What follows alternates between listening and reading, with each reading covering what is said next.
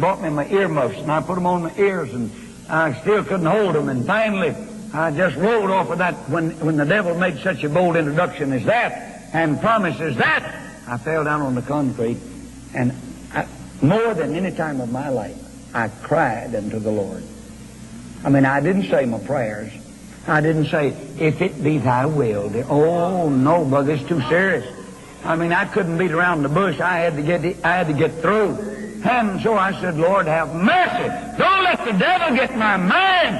And I cried and wept, and I heard this old book right here. I'll tell you, I just said, Lord, how can I ever preach that verse again? God did not give me the spirit of fear, but the spirit of love, power, and of a sound mind. And would you believe, really, this is the truth? The Lord said, I'll tell you what you do. 2 o'clock in the morning. He said, won't you sing to me? And I said, sing? That boy had so much competition. The radio right next door. He said, you can sing louder than that. And sure enough, the Lord picked out a stanza that came back to me today, and I sang it down the Intercoastal Canal, walking the beaches.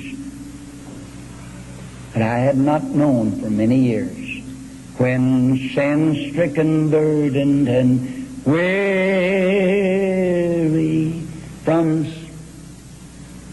sin I long to be free, there came to my heart the sweet message, my grace is sufficient for thee. Amen. My grace is sufficient for thee. Yes, my grace is sufficient for thee. In shady green pastures or on the roar of sea, my grace is sufficient for thee. Amen. Now listen, the Lord lifted my burden right there. I got up off of my knees, I leaned against my prison door, and the thing came open. I mean, it just opened up. They just didn't do a good job of racking me up. Now, don't applaud too long, because I wasn't going very far.